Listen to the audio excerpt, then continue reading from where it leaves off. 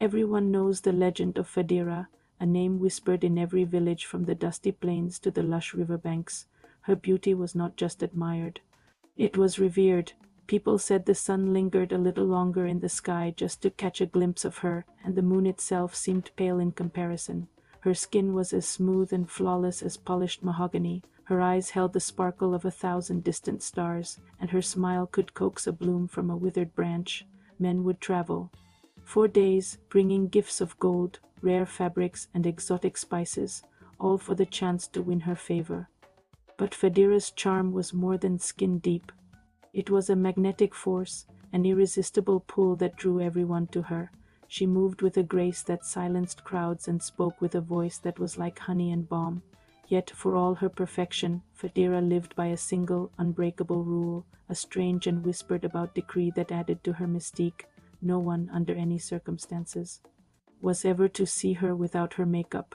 It was an art she had perfected, a daily ritual that began before the first rooster crowed and was only complete long after the last villager had gone to sleep.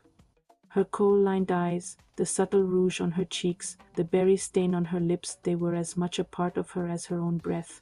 Not her mother, not her closest friends, and certainly not the many suitors who vied for her hand had ever seen the face that lay beneath. This was her one condition, her one mystery, and it only made her more desirable. For years, men tried and failed to win her. They promised her castles, they promised her kingdoms, but none would agree to her peculiar demand. How can a husband never see his wife's true face? They would ask, bewildered. What happens in the quiet of the night or the dawn of a new day? To this, Fadira would only offer a serene, enigmatic smile and politely decline their proposals. She remained untouched, a perfect, painted doll on a shelf too high to reach. Her resolve was absolute, her secret guarded with a fierce devotion that baffled everyone. Many speculated about what she could be hiding. Was it a scar, a birthmark, or something far more sinister? The mystery only fueled the stories, and Fadira's legend grew.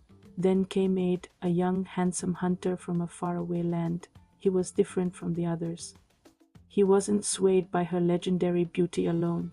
He was captivated by her spirit, her intelligence, and the quiet strength he saw behind her painted eyes. When Fadira told him of her rule, he did not question it. He simply nodded and said, "If your face is a garden, and you wish to only show me the flowers in full bloom, then I will be content to never see the soil from which they grow. Your heart is what I seek, Fadira, not the canvas it is painted on."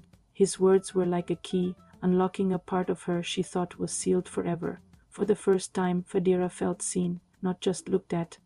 She agreed to marry him. Their wedding was the grandest celebration the village had ever witnessed. The air was thick with the scent of roasted goat and jollof rice, and the sound of drums echoed for 3 days and 3 nights. Fadira was breathtaking, a vision in white and gold, her makeup more exquisite than ever. Aid looked at her with an adoration so profound it brought tears to the eyes of the elders. He had honored her rule throughout their courtship, never once pushing, never once prying.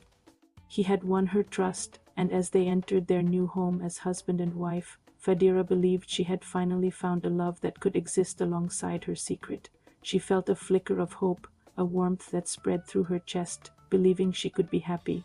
But as the celebrations died down and the last of the guests departed, a shadow fell over Aid's gentle demeanor.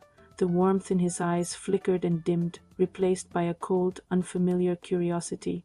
As Fadira prepared for the night, her back turned to him, she heard a sound that made her blood run cold. Click! It was the sound of the heavy wooden bolts sliding across their chamber door. She turned slowly, her heart pounding against her ribs like a trapped bird. Aid was standing by the door, his arms crossed. The loving smile he had worn all day was gone, replaced by a firm, unyielding line. "The village is asleep, my love," he said, his voice dangerously soft. "The world is outside this door, but in here there are no more secrets between a husband and his wife.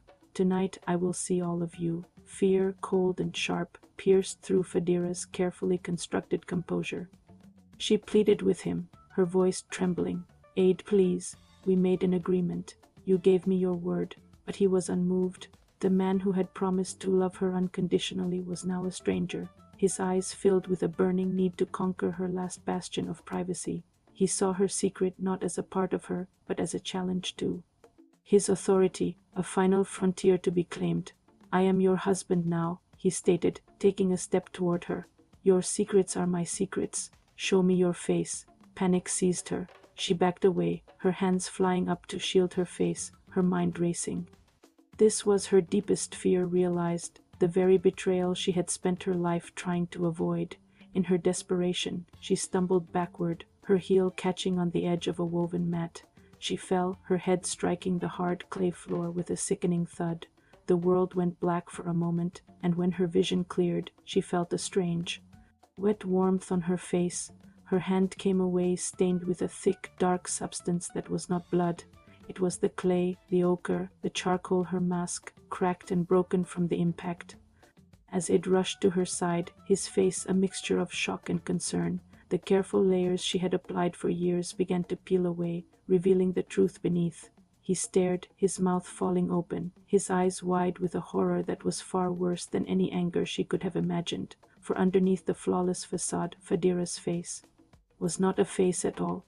It was a shifting, swirling mass of shadow and light, a chaotic vortex of raw, untamed magic.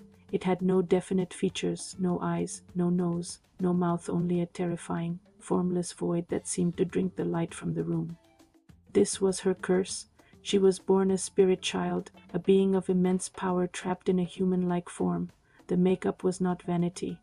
It was a containment, a magical seal crafted by a powerful sorceress to give her a semblance of a normal life.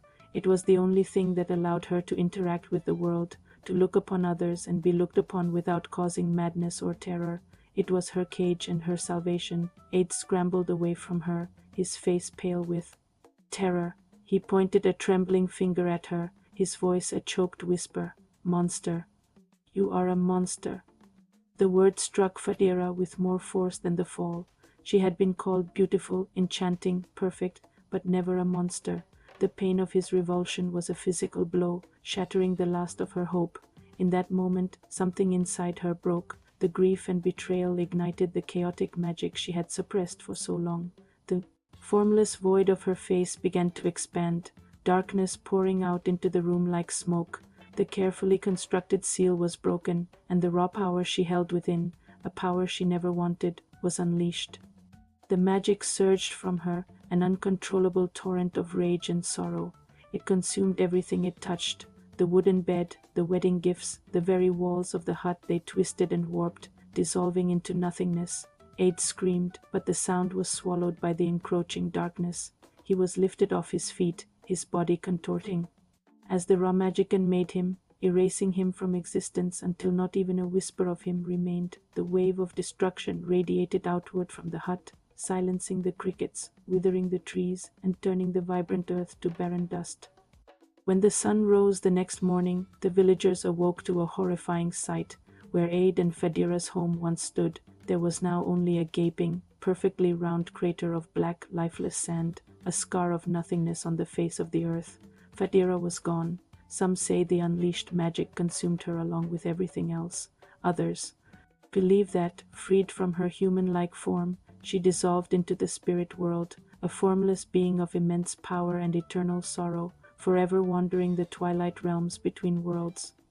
Her story became a chilling legend, a cautionary tale whispered to children about the dangers of secrets and the true price of beauty. It was a reminder that some doors are best left locked, and some truths are too terrible to be revealed.